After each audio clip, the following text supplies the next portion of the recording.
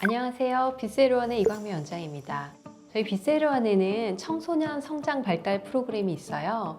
청소년들의 사춘기나 번아웃, 우울증부터 키성장과 뇌발달까지 청소년들에게 필요한 여러 가지 건강 문제를 저희가 돌보고자 하는데요. 오늘은 특히 뇌발달과 관련해서 제 전문가 한 분을 모셨습니다. 안녕하세요. 뉴로게이저 대표 이응렬이고요. 뉴로게이저는 2014년에 설립돼서 지금 10년 차를 넘어서고 있는 회사입니다. 지금 하시는 이 뉴로게이저라는 회사가 바로 이 뇌과학자분들이 네.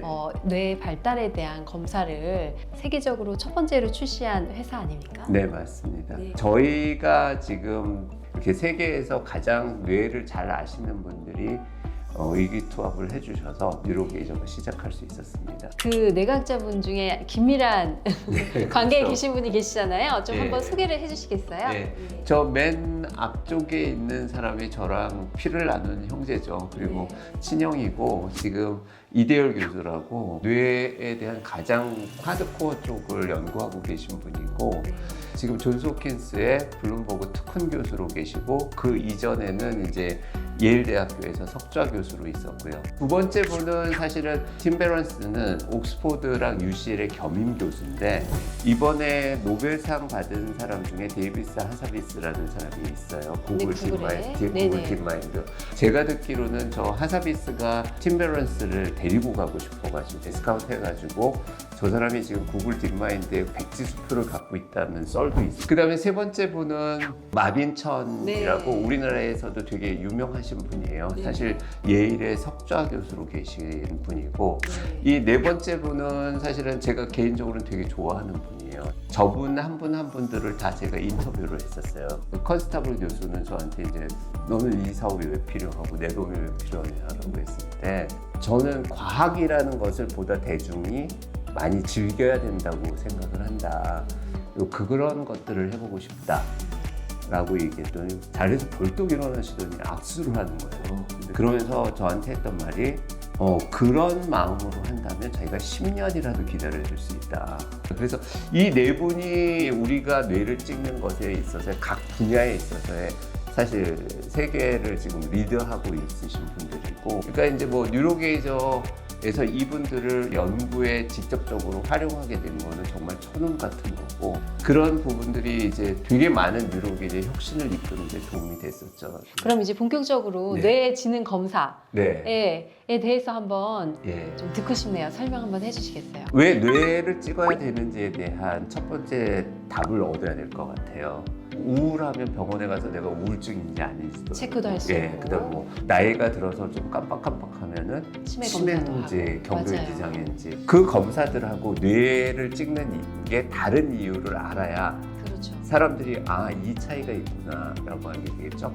뇌를 검사하는 이유는 이런 겁니다. 정상인에 대해서는 얼마나 똑똑한지, 얘가 나중에 뭘 할 수 있는지, 그리고 어떤 적성이 있는지가 보통 10대 때 주 관심사죠.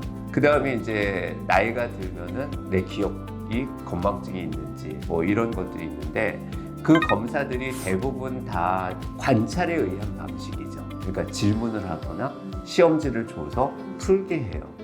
그러니까 뭐냐면 그 푸는 것들에 집중할 수 없는 사람이거나 말귀를 못 알아듣는 사람이거나 나는 이런 검사를 내가 왜 받아야 되는지 모르겠어 라고 한다면 검사의 결과는 안 좋을 수밖에 없죠. 정확도가 떨어지겠죠. 그렇게 본다면 우리가 질문을 하거나 시험을 봐서는 무언가 정확한 것을 알 수 없다라는 거에 아주 대표적인 사례죠. 요즘 유행하는 MBTI 그것도 되게 재밌는 게 시험에 들어가기 전에 외향적인 게 좋다라는 이야기를 그 피험자한테 해줘요. 그러면은 반드시 E가 나옵니다. 잠재적으로 그것에 따라 답을 하기 때문에 부정확함이 거기에도 있는 거. 그런데 그런 거보다는 이제 뇌를 찍으면 부위와 기능들을 측정해서 이 아이가 어느 정도입니다라는 거는 그 아이가 졸릴 때 찍든 그 아이가 뭐 아플 때 찍든 어떤 상황에 상관없이 늘 똑같이 나오니까 그러니까 이런 IQ 검사하고 MBTI하고 또 뭐 다른 인성 검사 이런 것들 많이 하고 있는데 그 시간들을 대충 제가 지금 말씀드린 것만 합쳐도 한 4-5시간 검사를 받아야 되는 거죠. 그리고 나중에 가서는 자기가 무슨 답을 하는지도 모를 거예요. 그렇죠. 그렇다면 이제 효율성 면에서 어느 걸 선택해야 되냐? 당연히 뇌를 찍는 것이 될 거고, 세 번째로는 방향성을 말씀드리고 싶은 거예요. 뇌라는 거는 그 두개골에 쌓여 있잖아요. 그러니까 살아있는 사람의 뇌를 관찰할 방법이 없었어요. 근데 이제 MRI가 나옴으로 인해서 그 뇌를 너무나 자세히 관찰할 수 있게 된 거죠. 그 덕에 뇌과학의 폭발적인 발전과 AI를 잘 아는 뇌과학자들이 만들어낸 게 뉴로게이지의 결과인 것 같습니다. 촬영을 해서 인공지능이든 정확한 컴퓨팅을 통해서 직접이 계산되어진다. 이렇게 해서 세 가지 면에서 보시면 될 것 같아요. 많은 분들이 병원에서 MRI를 찍잖아요. 네. 뭐 예를 들어 뇌출혈이나 뇌졸중이 있을 때 맞습니다. 아니면 또 치매가 있는지를 진단할 때 많이 MRI를 찍는단 말이에요. 그런데 지금 이 지능발달 검사에서 활용하는 건 펑셔널 MRI라고 해서 네. 기능적인 MRI를 찍잖아요. 그 병원에서 찍는 MRI하고 지금 이 뇌과학자분들이 만든 펑셔널 MRI가 어떻게 다른지 좀 설명해 주시면 좋을 네. 것 같아요. 병원에서 찍을 때는 대부분 MRA라고 하죠. 우리 신체 내에 있는 혈관들을 잘 찍을 수 있죠. 그 다음에 이제 두 번째는 말씀하신 이제 functional MRI라고 해가지고 네. 기능적으로 이 뇌가 어떤 기능적 역할을 하고 있는지를 실시간으로 촬영할 수 있어요. 다른 분야인 거예요. 예를 들어서 그 부위가 그 피질이 두꺼우면 그 영역이 많이 능력이 발달해 있다. 이런 연구들은 되게 고전적인 연구들이거든요. 그 다음에 이제 그런 것에 플러스 이 부분이 어느 부분과 어떻게 연결돼서 기능을 어떻게 하고 있느냐를 그 위에 얹고 그 뇌의 신경로 분석을 통해 가지고 얼마만큼 잘 연결됐냐, 인공지능의 기법도 활용하고 많은 뭐 통계적 기법들을 통해 가지고 이 사람의 뇌의 특성이라는 걸 읽을 수 있죠.